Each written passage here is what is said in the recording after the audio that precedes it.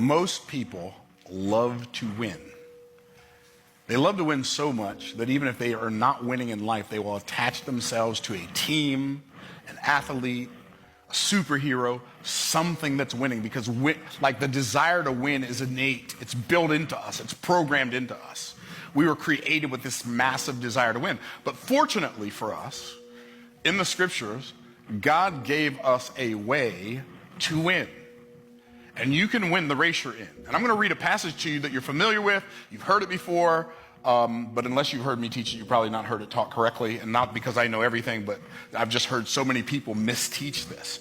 And I'm looking forward to you having a breakthrough today based on what you're about to learn, because it will take your life to another level.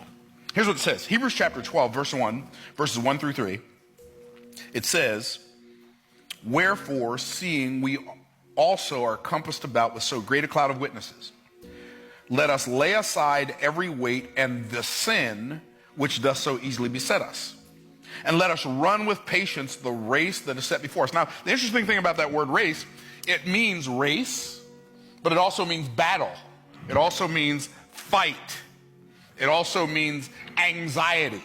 Right? So it can be translated into a bunch of different words, and in this particular passage, it's translated into race. So you can win the fight you're in. You can win the battle you're in. You can win the race you're in. You can win the contest you're in. And this is going to tell us how to win. Okay? "Wherefore, seeing we are compassed about with so great a cloud of witnesses, let us lay aside every weight and the sin which does so easily beset us. Let us run with patience the race that is set before us, looking unto Jesus, the author and finisher of our faith, who for the joy that was set before him endured the cross, despising the shame, and is set down on the right hand of the throne of God. For consider him that endured such a contradiction of sinners against himself, lest ye be wearied and faint in your minds." One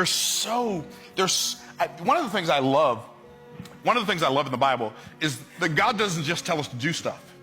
He tells us how to get it done. Right? He doesn't just give us a command. He gives us a path to fulfill that command. He gives us a process that works. And it don't almost work. It don't work. Sometimes it don't kind of work. It works better than anything. That works better than anything. And when we apply it, we will have an advantage over those who don't. Like when you understand how to apply biblical principles practically to every aspect of your life, you will have an unfair advantage over those who don't know what the Bible says. But you also have an unfair advantage over those who know what it says but have no idea what it's saying. And you also have an unfair advantage over those who know what it says and know what it's saying, but they have no intention of doing anything about it. And so now we're going to get into this. It says, "Wherefore, seeing we are compassed about with so great a cloud of witnesses." Now, I've heard people teach that this somehow means that we've got all these people that died and went to heaven before us, and they're up in heaven in the grandstand cheering us on. Only that ain't what that's saying. It's not talking about people witnessing us run our race.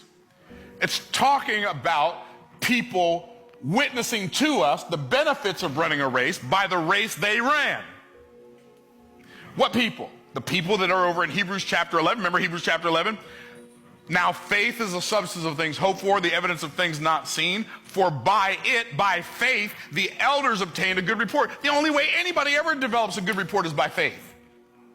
Right? You have to believe in something that you can't see until you see it. That's what faith is. Let's start there. Because I think without faith as the foundation of this conversation is not going to resonate. And so with faith as the foundation of this conversation, understand this. It says, Hebrews chapter 11, verse 1. Faith is what? The substance of things hoped for. The what? Evidence of things not seen. Question for you. What's the first word in that verse? Now. Now here's why now is important. I'm going to go to my board. I'm going to do some stuff on the board that's going to knock your socks off. It's going to blow your mind. It's going to change your life. It's going to help you if you apply it. So it says now faith. The word now is critical to understanding faith. So the word is now. Now is not a placeholder in that verse. I think now is more like an adjective or an adverb that describes, or it's an adjective that describes the noun. The noun is faith. Now faith. What kind of faith? Now faith. Because faith, real faith, is something you can only have when you allow yourself to enter a now that requires that you have faith. And see what happens for most of us, we come to the place where it's time for us to put up or shut up, and then we capitulate, and we retreat, and we withdraw. As opposed to running toward the giant, we run from the giant. We have two choices. When the giant shows up, we can run from the giant like Saul and the armies of Israel did, or we can run toward the giant like David did.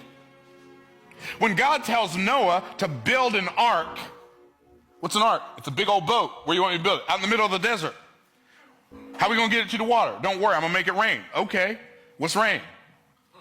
Noah's 420 years old, never seen a raindrop in his life, and 480 years old, never seen a raindrop in his life, and spent 120 years building a boat in the desert. That's faith. That's what kind of faith? Now faith. That's the kind of now faith that causes you to go to work on something for 120 years when it feels like it's a waste of time and other people are making fun of you.